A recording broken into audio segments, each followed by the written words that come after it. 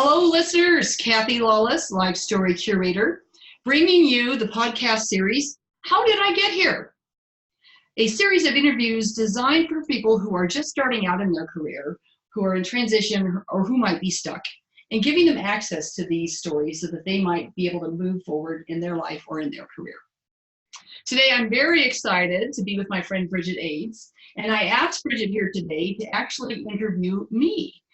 Some of my listeners had asked, well, what's your story, Kathy? And why did you start the podcast? And, oh, by the way, what have you been learning with the podcast? What are some of the key themes, etc.? So I thought it might be fun then to, instead of me just getting on here and talking about all those things, to invite someone who has her own YouTube channel and does interviews all the time. And her channel is called Bridgeting the Gap, and have her do the interview today. So thank you so much for being here and doing this. You are so welcome, Kathy. I'm absolutely honored to do this, and boy, your audience is so lucky to have you. Oh, well, thank you. No, really, you are the success story that so many people desire but very rarely accomplish, and that is coming from the corporate world and making it as a successful entrepreneur. I'm very proud of you. Oh, well, thank you. Being a serial entrepreneur that you are, that is no and I don't compliment freely either, believe me, but no, you are true joy and somebody I can truly say is a friend. So thank you. Yes, thank you. And you make awesome greeting cards, by the way. Oh, I love my greeting card. She made the coolest card for me. So, but anyway, so Kathy, it's about you today. It is. I know. I'm not used to being in this seat. Yes. So I have a couple of icebreaker questions for you, if you don't mind. I'm ready. One of them is, tell me a little bit about, like, where were you born, where were you brought up, and where do you rank, do you have siblings, and where do you rank in them? So I have two sisters. I am the middle child, and I'm exactly in the middle. My sisters are born 3 years to the day. Born on the same day, March 12th. And yes, and I'm right in the middle of that. No. So as a middle child, I would say that really influenced me because I was drawn toward the oldest for, playing with her, and then I was drawn toward the youngest, and then I was kind of this mediator. So if Dad would come in and say, well, who's going to take out the trash? I'm like, I would just go do it because it would be easier than trying to wait it out, because I knew they were both waiting it out. So I would just go do it. So I think as a middle child, that really influenced me. We grew up in Elizabeth, Colorado. Oh, okay. Right outside of Parker. 40 acres. My dad wanted to build his own home. And so at the age of like 28, he and my mom buy property, 40 acres, and start building their own home. And so when they got the money, because there wasn't really credit cards back there, so when they got the money and he had the time, because he was working full time, he would then be out working on the property, and we would be out working on the property. Yeah. So you started work ethics at a young age. At a very young age, yes. And for Dad, that's not easy working for your dad. Nope, got it. Understand that one. Yes. Yeah. So it taught us work ethic, but it also taught me, I think, something that I didn't really understand until later in life is we then started living in the house before it was built. So while it was being built. So for winter months. So for many years we had rugs on the floor. It was on subfloor. We didn't have carpet. We didn't have flooring. We didn't have doors. We had, kind of sheets that hung as doors. We had just drywall. So it was an environment where we got a lot of love, and we had always food. So we thought of it as an adventure, and you don't realize that that you're different until you go to someone else's house, and then you're like, oh, they have like wallpaper and crown molding, and they have doors, and so this is so it was so. But that's also so you understand hard work and completion.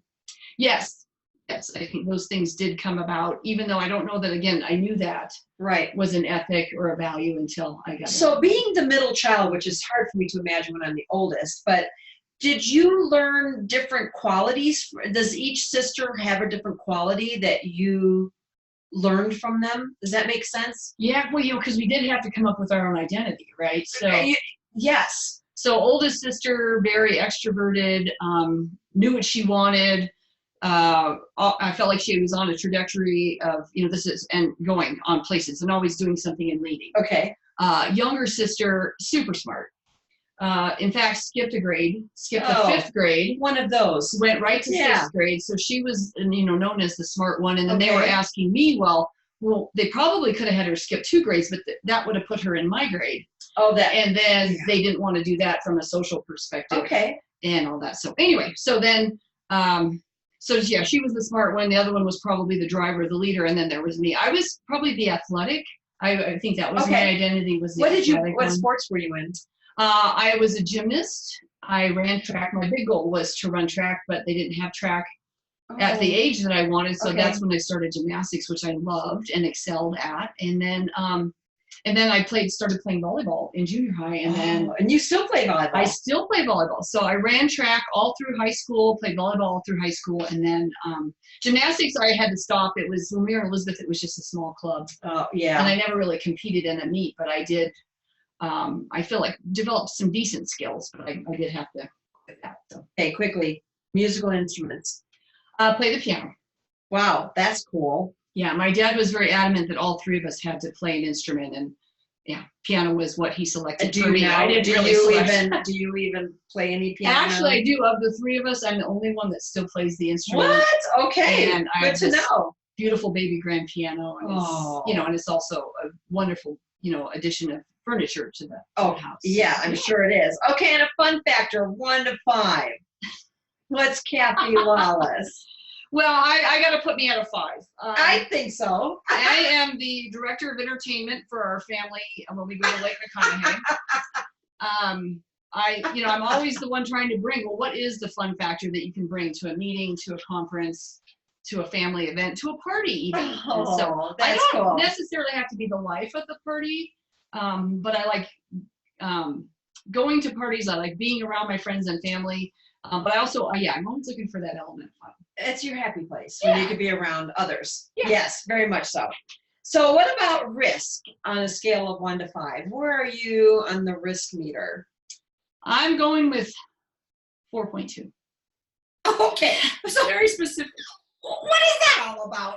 Well, what is missing from the 0.2 to 5? Well, so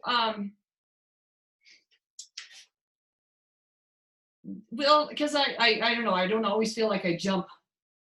You're cautious. I'm cautious. So I'm cautious, but I'm a cautious risk. I guess what I'm thinking about a risk taker is the fact that I did leave a corporate environment a corporate culture and something I had been in for 20 plus years. And worked very hard for. Something I was successful in. I knew how to navigate it. I knew how to make things work. And yet I left that to become an entrepreneur. I left that to become a consultant and then on to be an entrepreneur. And there wasn't this master plan to do that. It just kind of, that was the next logical thing. So, right. But I've also done a fair amount of personal reflection, self-development, things of that nature to really look at what is it that I want in life and how do I go about getting that? So not just staying on that same path of, I'm, this is, I'm a vice president and this, not looking at my identity as I'm a vice president or what I'm doing as much as looking at my identity as, what are the possibilities, who I am as a possibility, how do I show up in the world, that type of thing. So you're cautious, but you're smart about it, and I think you're a 5. You're just afraid to say it all the way. I probably am. But you're cautious and you probably get that from being the middle child. You want to look at both sides of it. It's funny. It's not until you just mentioned that I think that's been a part of, a big part of my life for me is I didn't know what I wanted because I always did what they wanted. Because it was like, well, let's go do this. Okay, I'll go do that because I didn't have anything else in mind. Or, absolutely. Let's go do this. The younger, let's go do this because this sounds like fun. And then, So me being the oldest, I just led and went for it. You just went so for it. I really do believe that there's something to say about that. Mm-hmm. And I didn't know, so I kind of went along. So all right. So describing what you're doing today, and we'll go back to how did you get there, but tell us a little bit about what you're doing today. So today I am a life story curator. And what that means is I help people move their memories from the basement to the coffee table.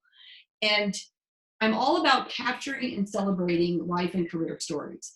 And so I capture their stories either through photo books or through video, or now I recently launched where I'm incorporating video into photo books with QR codes. So it's very fun to bring these stories to life. So I haven't always been a life story curator, but I did find that I've always been a storyteller. And so this is kind of a natural evolution from when I was in corporate. Wow. When I was leading projects and teams, I was always compelled to, how do we celebrate at the end before everybody moves on? And I usually celebrated by telling the story of, how did the project get started? Who was on the team? What were the challenges? What did we really accomplish? So, making sure that was recognizing the team members, etc. So I had this kind of way of making it I had to add fun in it. Yes, right? of course. Fun way to. So Kathy, when you were growing up, did you find yourself interested in grandma and grandpa's stories or family stories? Were you just like would sit there and just listen to stories from family? Because they didn't have a lot of TV back then. You literally sat around and talked as a family. Were you fascinated with family stories? I'm not sure that's where it started as much. Okay. I remember when we would go to see my grandparents in North Dakota, because we weren't around them all the time. Right. Grandpa had some great stories, and I really enjoyed that. But back to grandma and grandpa and family, that's really what compelled me, is they were celebrating their 75th, 75 years of marriage, wedding anniversary. I know, I always have to kind of pause on 75 years. So they were in their early 90s. That woman was with the same man for 75 years. She is in heaven right now. They're both in heaven right now. They're both, well, that's true. But I was compelled that how do we really take these two people, and they created 6 kids and 16 grandkids, and at the time of the celebration, 34 grandkids. I'm like, how do you put that together? How do you put that all together? So I kept calling my mom, what are we going to do? We're going to North Dakota for this big event. So I just put together like a list on, it was like a Word document that said in the 1930s, this is what they did. In the 1940s, they had. So did you research all this? So, and Mom happened to have grandma's little notebooks that had things like when they got electricity on the farm. Oh, stop. When my uncle had his tonsils like out. Her journal. Little tiny notebooks. And then, guys, can you imagine how priceless that is? So I put that together, and then it was, we kind of need to put it in context of, what else was going on in the 30s, the 40s. Oh, like at the time. At the time. So then it was taking the 30s, the Depression, and what wars, people coming back from the wars, what was going on in the United States, etc. So I kind of put that all together, and then ultimately put pictures with it. And I mean, it was such a fun way for my cousins and aunt and uncles to really kind of contribute their pieces. And my God. And Kathy, that's what you do now for people. Well, yeah. So it started as a hobby, and then so it started as a hobby, but it also started as part of what I was doing for my work and telling stories. And now I've kind of put it all together, which makes sense now when I talk about it. But at the time that it was happening, I didn't know. You know what? Isn't it funny how life experiences get you ready for your next chapter without you even realizing it? Isn't that interesting? Because, okay, we can spend hours on that one. So I want to ask you a question, something a lot of people really don't think about. What did you want to be when you grew up? Well, I spent a lot of time thinking about this answer for myself. I had no idea. Huh. My older sister knew exactly what she wanted to be in business. Younger sister was younger, so I didn't really ask her what she wanted to do. But, parents were asking me, what do you want to do? So I never had that dream of, I want to be a gymnast, I was very day-to-day. I not been a real visionary ever. So I remember finishing high school going, I'll just get a job. And I knew how to type, so I got a job as a typesetter at a print shop. Whoa. And that's not easy. And it was working at night. So my plan was I would work nights so that I could have the day off to hang out with my friend Lori, who had a pool in her backyard. What priorities? Yeah. Yeah. I didn't even think about it. I might need to sleep in there somewhere. So that was the failure to that plan. Well, I always say is we'll have plenty of time to sleep when we take our last breath. Yeah, I gotcha. So I started out as a typesetter, and then very quickly in that business, I started to rise into the ranks of a foreman of their pre-press shop. Wow. And, I'm very young at this point. I had been working at the Dairy Queen, and at the Dairy Queen, the same thing happened. I was very responsible, very service oriented. So I just, I was in charge of the cash register. I was in charge of closing. Wow, They didn't that's really a have big responsibility but as a team. I was trustworthy, and Yes. I showed up, and I was reliable. Wow. So then so I was a typesetter, and then in that print shop, and then that print shop moved, and I didn't want to move with them. So I got a job at a newspaper, which was Sentinel newspapers. I don't know if you're familiar with Sentinel newspapers. I do remember them. They are, all over the Metro District. And it was, I took that typesetting pre-press management role, and I ended up being their pre-press supervisor. So at the age of, I think I was 24 or 25, and I had a team of 19 that I was running at the pre-press shop for Sentinel newspapers that ran the West newspapers. That unfortunately was really bad hours. I worked 10 to 10 Monday through Friday. Oh, which is no fun for someone at that age. How old are you at this age? I was like 26. Yeah, this is no fun. No fun. And the fun factor, no fun. Yeah. So finally, I decided to reach out and ask for help, and I called my sister, who was working at American Express. Now, is this going to be your older sister? And I'm like, can you get me a job? And she called me back like 2 hours later and said, you have an interview tomorrow morning. Oh, dear God. And I'm like, what? And they were, yes, absolutely. They were looking for a supervisor of MoneyGram operations at the time. And because of my management experience, and internally, no one had applied for this job. She didn't tell me why and didn't understand why until I got there. But so I applied for this job. I went through way more interviews than a normal candidate, I think, because of the nepotism and being the sister. Yep. Oh, I did appreciate that. And she was already a supervisor of their official check product. I would be coming in as a supervisor of, this other product. So, but anyway, I got the job, and I got to tell you right away, it fit. Being in corporate, it just fit. It fit really well. I love the hours. I love the people. I love the work. I love the learning of it. I bet you love the hours after 10 to 10. Yeah, and I love that they were investing in the development of their people. There was all kinds of. I never had any supervisory training. They gave us supervisory and leadership training. How cool is that? And that was really so. Anyway, so then American Express IPO'd this division we were in as First Data. 2 years after I had been there. So I started at American Express, but then I ended this part of my journey, which ended up being 20 years at First Data. Wow. Yeah. But I would say I had probably 12 different careers while I was there. So I started as a supervisor and then just worked my, I kind of. You weren't afraid to move somewhere. You weren't afraid to take risks. I wasn't. And, it's funny at the time, they didn't feel like risks. They just felt like, well, what's next? What's next? The next opportunity? And, so for example, I was a supervisor, and then they asked if I would, and I had been through some of these trainings, and I was eating them up because I hadn't had any, but I had been leading people for, 5 or 6 years. And now I had this insight on how I could do it better. And it's exciting training. Yeah. It's exciting training. So they asked if I would actually do the training because it would have a lot of credibility coming from a fellow supervisor than just coming from the training department. Got it. So I'm like, I'm honored. Oh, sure. I'm so excited. It doesn't hit me until I'm like 2 blocks away from the class that morning that this means I'm going to do presentations. Yeah.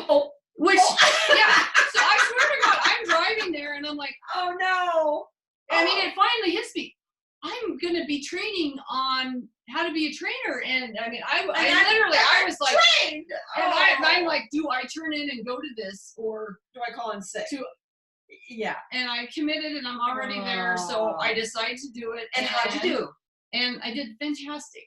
You did. It was awesome. I'm nervous, but Kathy, I can only imagine. Just like all of us will say in life, right? Yes. Things that scare you, but that you go ahead and do will, pay catapult off. You. Yeah, they will.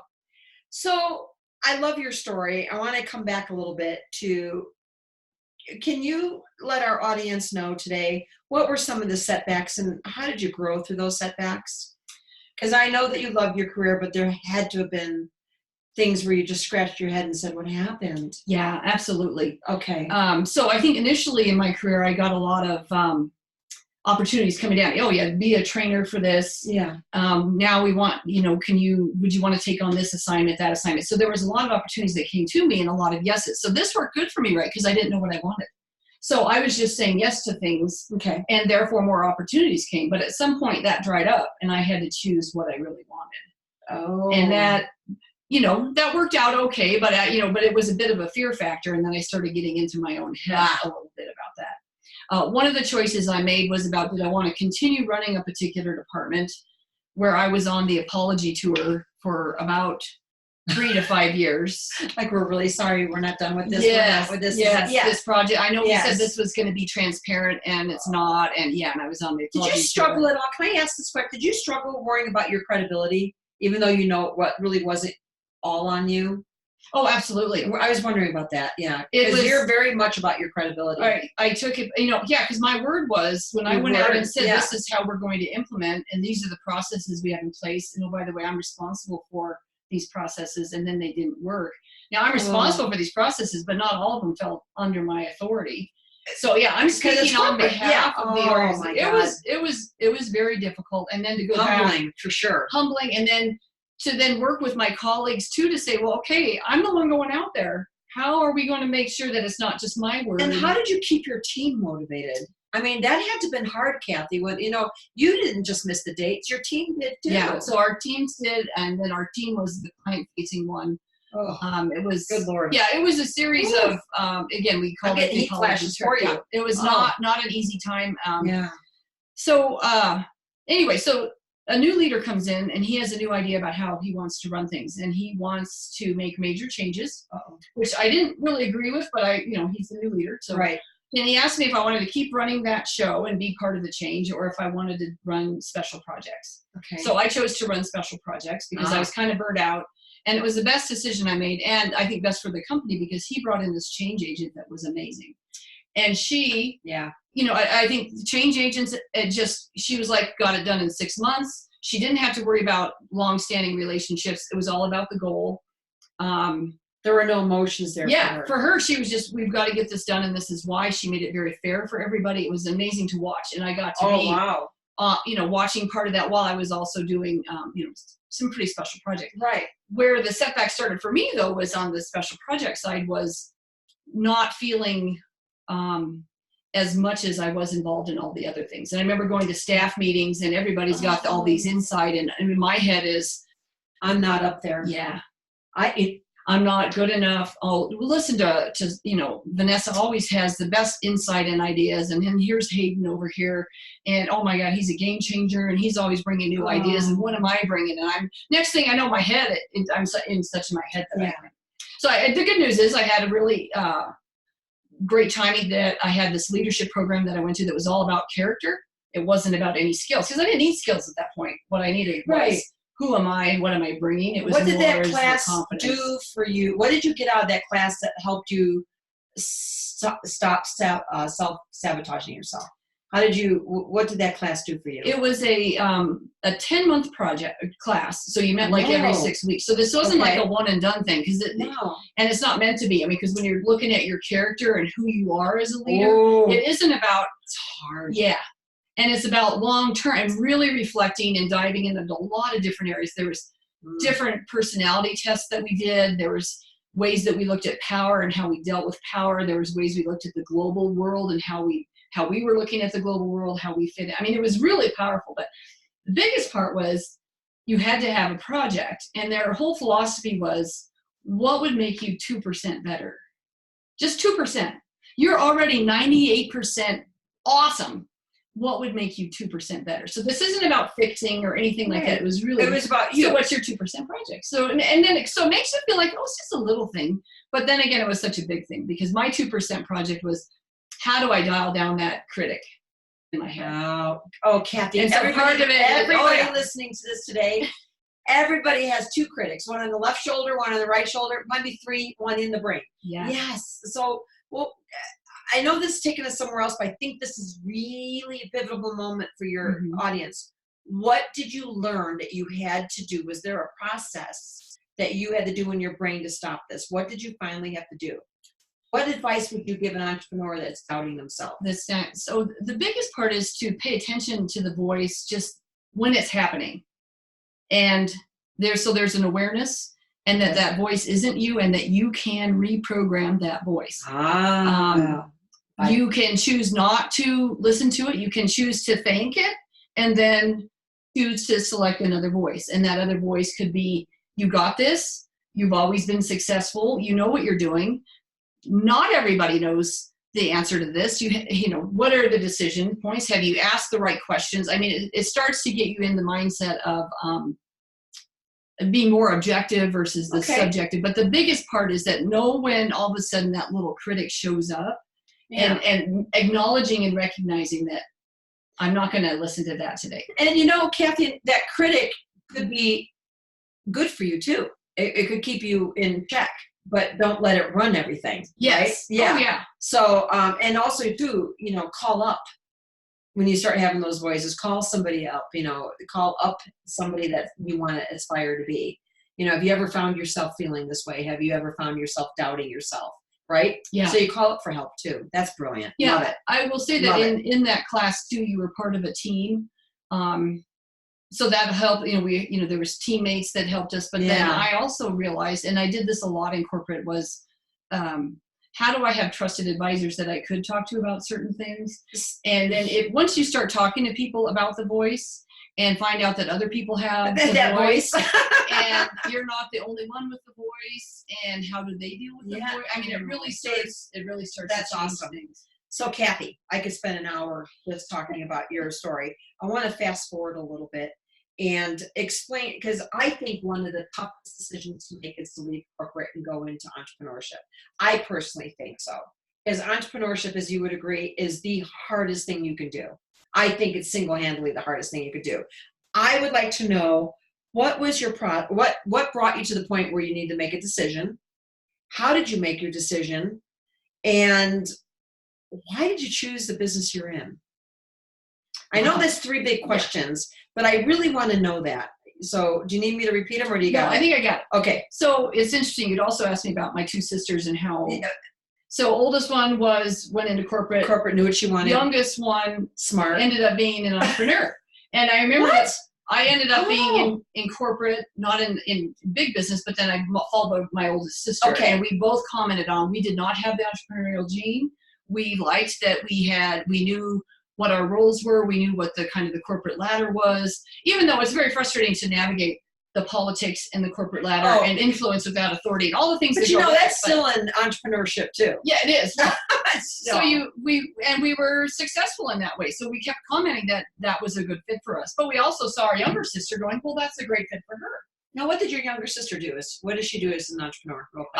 She had started in some small businesses and just being super smart, you know, started out as, you know, like just at the very beginning of receptionist, but then ended up taking on and learning Excel spreadsheets, and then being an advisor in project management, and then number 2 in charge. And so she always ended up being on her own. Yeah, kind of leading with them. And then she got into the motorsports business and became a consultant on a certain accounts receivable system and sales tool and all of that. And goodness. And learned it, and then helped, you know, these motorsport companies implement. Wow. So did that all herself. So now the day comes, you're thinking of entrepreneurship. What does that day look like for you? Still not on my radar. What happened first was I ended up taking a severance package through my corporate job. Okay. Which I had survived many layoffs and downsizing and all the things you want to call them. And each one kind of foof, but also, hey, I landed over here and this is great. The last one, I landed over here and it's not so great. And I could see the writing, and it just was continuing to be more. So I took the package and was very excited with that. At the time, I was in a mentoring circle, which was a great support system. I was a Catalyst mentor. So was that from your work? Yeah. Okay. Well, actually, it was part of another organization, another leadership organization. Oh, okay. Sorry for interrupting. I was like, what was no, that? that's a good question. Yeah. So it was a mentoring circle, which is really designed to bring leaders together and learn from each other, not from advice, but through storytelling. So this kind of plays into my storytelling, right? It was very impactful for me, because it was all about, well, what challenge am I facing, or anyone in the group facing, and then who has a story that's similar to that? So tell us what happened in your story, what you did, what worked and what didn't. Not because it's easy to give someone advice, say, well, you need to march in there and you blah, blah, blah. We don't know if that's going to work. Oh, Kathy, and also nobody wants to hear what you need. Yeah, what you need to. Because if anybody has that ugly twin that goes, don't tell me what I need. Yeah. Yeah. But anyway. But if you hear someone's story and you go, well, their situation sounds somewhat similar, and they tried X and it worked, or they tried X and it didn't work, so maybe I shouldn't try X. My situation is different, maybe X will work. So you have this different perspective, but it was a very interesting dynamic between the group and the confidence, but the power and yeah, it was just a tremendous learning experience. So that was going on at the same time. And I remember one of the gals in there worked for a company that did transition services. They, companies outsourced to companies like Lee Hecht Harrison, to help you find. So they coach you on how to rewrite a resume. Maybe you haven't done that at all. They coach you on how to have a commercial. They coach you on how to not be bitter about what, and because you would be surprised at how the bitterness just kind of comes out all of a sudden. You're like, I was in the middle of telling about how great I was, and the bitterness came out. Where did that come from? But anyway, one of the gals in there, this was her job, and she said to me that she thought she was so glad I chose the route that I did, which was to leave, because she said many people choose to stay sometimes, and then they can't get over the bitterness. And that shows up at work. And then that shows up, and they think, well, I'll stay, keep my job, and find another job, but it isn't not possible. But anyway, so it's funny how the lessons learned just in that mentoring circle just continue to come around. So after that, I actually looked for a full-time job back in corporate. Was not successful. This was 2010, 2011, 12. So the economy is still not really thriving. We're still coming up. Yeah. Then I started consulting back in the same skill set that I had, which was change management, program management. And I was working for a company that placed you as a consultant, and I got placed back in Western Union and First Data, which were part of the for company, goodness sakes. Which was fine with me because it was for an old boss. And but see that you left on good terms. Left on good terms, but also you never know when things come around again. It's funny how those same companies, though, they still need those kind of roles, but but they don't want them as full-time roles. No. And I get that. I totally get that. So I did consulting for a bit, and then as my consulting gigs wrapped, I had the opportunity to be an interim CEO and president for this women's leadership program that I had been on the board. So it's a program, it was an organization. And so I thought, wow, I haven't been in the CEO seat. I've been in the vice president seat. So even though it was an interim role, it was something I wanted to experience. So I jumped into that role, and that was fun. Got me back in a team environment, leading people, leading a cause. That was very powerful. I was very excited about that. And then I had wanted to get the full-time role if I could, because at first I said, no, I'll just do interim. And then once I got in, I'm like, no, this is cool. I think it's a good fit. They didn't think it was a good fit. They had another candidate in mind. Okay. So that was fine. I finished out my term there, and then I needed to create white space for myself to figure out what to do next. And it was at that point. What is white space? A lot of people might not understand. I know it is, but I needed just free time to think and to be. Good. And I was on the board of that organization, and when you're on the board or you're doing other things, you're busy. You're busy with all this. All of a sudden, I kind of stopped everything, and I was no longer busy, which then is, allows you the free time, but it's hard to budget free time. It's kind of freaky. If you've never had that, and if you like to be busy. Or you don't feel valued. No, or relevant. Or and my biggest fear is not being relevant. Yeah. Yes. Yeah. Does anybody know I'm out here? Hello? Anyone? Yeah. Yeah. And you can only do so many coffee dates before you're about ready. Yeah. So you're there, and now are you thinking, how did you get into storytelling? What the heck? Well, I had done it for my grandparents' anniversary, and at the same time, my friends' parents were celebrating their 65th wedding, so we did a book for them. All right. And then I was working with my husband to do one for his parents, and so I just started thinking, how do I take what I love to do and maybe make it into a business? And so I was talking to people about it kind of in that way. Well, what do you think? I don't know. I'm kind of sort of thinking about this, and then I read a book, How to Be a Badass. No, I'm sorry. I read the book, You Are a Badass. Yeah. How to Stop Doubting Your Greatness and Live an Awesome Life. And I was like, and right away it kicked my butt. It kicked me in the butt about what's your language. And I was looking for validation versus I was really saying, this is what I'm going to do, or that I even want to do. I was kind of in that kind of sort of way. And so I right away was like, and it had been enough time that I'm like, no, I'm doing this. And I found it. So once I declared I was doing it, then this business consultant recommended to me from someone very credible that I'm like, wow. And this is that amazing?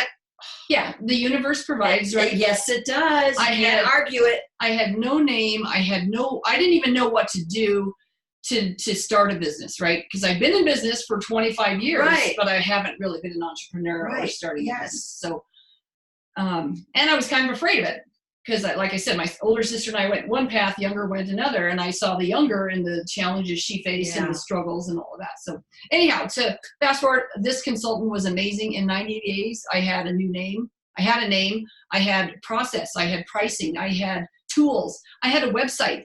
And now I'm selling, which was really scary because it's not the easiest. In my mind, it should take a year to launch a business. I don't know why.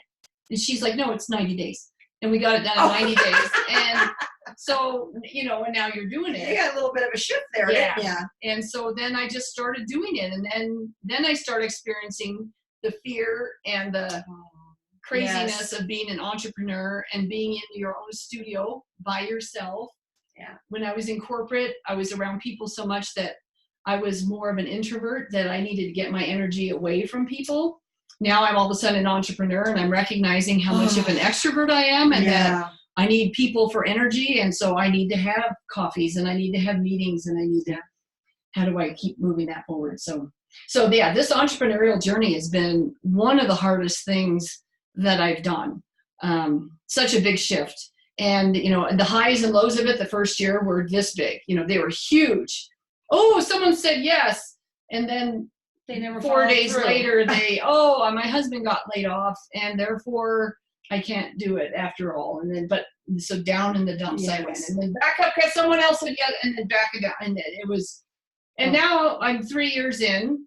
Wow. And I can't believe it's 3 years already. And I know it's 3 years because LinkedIn told me that it was my 3 year anniversary. Okay. And, but it's so, I'm in such a different space now because you kind of have enough data points, right, about what is normal, how things move forward. You don't get too excited. You don't get too bummed out about things. I mean, I think that's a big part of it, but it's also about how do I keep finding ways to improve myself? How can I keep finding, ever stop. Yeah, just ways to be creative and keep improving my products and my services and what I offer people. And I just keep bringing that energy and it's working for me. So. Kathy, where do you see your business in 5 years? Well, on any given day, it could be in a loft downtown, with a team of like 15 or 20 people, and they're all out there. Oh, I've got this story we're working on. We got this project. We got with this storyboards. Storyboards all over the place. No photographs, just storyboards. Just storyboards everywhere, and everybody's moving about who we're interviewing. And then on other days, it's like, I really have no idea. But that's okay. So yeah, there's sometimes there's the dream, and then there's the fear factor of, well, what is going to be that next big project or next just even project. And anyway, but it's fun and it's exciting. And I have met so many amazing people like yourself through, I had to really change my network. Yes. And change how I think about myself, what my identity is, and just the possibilities of my life, how I view success. There's so much that I've reinvented in the last 3 years. It's hard for me to talk about this. So in closing, I'd like to ask you a question. How have you changed as a person working for yourself? You, Kathy, how has Kathy changed as a person? How has Kathy changed? Well, that voice is so distant now, I gotta tell you. Wow, good for and you. A big part of that is one of the things that I've discovered in the last 3 months is that I am a growth enthusiast. The first time this term was introduced to me is actually that I was a growth junkie, and that's what this person loved about me. And then junkie made me feel like that was more of a negative term, even though he said it in a very positive way. Yes, of course. Yeah. But I started really stepping in and embracing this thought that I'm a growth enthusiast, and I am. And so this last year too, I've been investing in myself. I've been doing this program through Landmark Education. Oh, I don't know if you're Landmark. familiar Oh, with very. Landmark. It's an amazing organization. So I did the forum in January, a Wow. seminar January through May, and then I did the advanced course, and then I just finished the self-expression and leadership program. Okay, you guys, for those of you that don't know, that's a big deal. It's a big deal. So it's been a year journey, and it's one of those programs that, like I think a lot of any learning or transformation program, they're not fun. But they're so fun to look enlightening. with inside it's yourself. So enlightening, right? Yes. So there's been breakdowns, but with each breakdown comes a breakthrough, and you kind of move to this next place. So for me, how I'm different is that I'm about so who I am is the possibility of love, connectedness, and sharing. And so that's how I'm viewing myself. And if that's how I'm showing up during the day, it is. Then that's a different Kathy than, oh, I was the vice president, or I was the interim, or I'm a life story curator even. This is who I'm showing up as. And so part of this program is also why I started the podcast. So in the self-expression and leadership program, the requirement is that you have a project that touches anywhere from 20 to 200 people. Oh my. And so I had been thinking about doing a podcast because I'm so curious about people's stories and journeys, and I really want to bring them to life. And it just feels, but I was in that, it's in that category of, I'll get to that someday. It's in my next phase category. But being in this program, then you have to put a plan together and you have to start working it and blah, blah, blah, blah, blah. So that's how it got started. So far I've interviewed 18 people and published 13 of the interviews. So it's been fascinating. How can people find you? So you can find me on, the podcast is on all the popular podcast channels. So it's on Apple, it's on Google, but it's also on my website, lifestorycurator.com, as a blog. And then I'm also posting to Facebook and LinkedIn. And so that, I think I'm well out there, but you just never know with social media. And your blog name is? The blog name is, the podcast is called How Did I Get Here? And it's all about career stories and how people got to where they are. And the point of it is, I think back to my mentoring circle, how do you share the stories so that people can relate? When you share a story, you're more relatable. Yes. People listen, they remember the story. And I think there's also this underlying belief that everybody else has it figured out. I mean, I remember looking at certain leaders that I had respected and admired as I was coming up the ranks. I'm like, oh, they got it. They got it all together. And they don't. And they don't. And then you talk to them and you find out that they have fears. Yes. And they didn't get to where they are. And then some I found out. And you never looked at them differently. No, I never did. And then, I got my bachelor's degree. I was working full time and I went to school part time. So I didn't have your typical college experience. But I also, this was another part of me being, I'm not enough back in the day. Yeah. I didn't have a college degree. So once I got the college degree, I got to tell you, it was like, oh, check the box. I got that now. And then I didn't feel inadequate in that way anymore. Okay. And yet, then there's times I would meet these execs. I'm like, well, you don't have a college degree. And then, I look at things like, did it really matter? Oh, I had that feeling too because I didn't have a college degree. Well, yeah, and I don't know how you felt about that. At moments, I felt inferior. Mm-hmm. Absolutely. I'm not going to lie to you. Yeah, I see my kids go to college. I'm like, oh, man, what a great opportunity. But I knew I didn't want to do it, so I was okay. Yeah. So, Kathy, in closing, if you could give 2 suggestions to entrepreneurs or people who might be looking at becoming an entrepreneur, what would the 2 suggestions be? Well, if you're coming from corporate, it's a wild ride. Give her a call. Give me a call. It is so different. In fact, you have to find your zone and what's going to make you work well. So, for example, I found this group. It's a peer advisory group. And so at different times, I told you about the business coach I had to launch. And then there was other coaches that I tapped into when I needed help because I knew I needed, entrepreneur. So you surrounded yourself with others that I surrounded myself they were doing. With these coaches. But then I also recognized that this one gal offered a peer advisory board, which meant 5 or 6 of us as entrepreneurs were with her as a facilitator, and we were a mastermind group. And I was really drawn to that because it gave me more of a tribe. And it gave me Absolutely. more of that team feel. I'm helping solve some of their challenges. They're helping me solve mine. So then I'm not just so focused on my own stuff, which can be just, I get exhausted. And you probably learned more from them. Oh, totally. So yeah, they're right? further, some are further along, and they come in with Yeah. a challenge about, well, how am I going to grow and hire someone? And I'm thinking, wow, I haven't even hired anyone yet.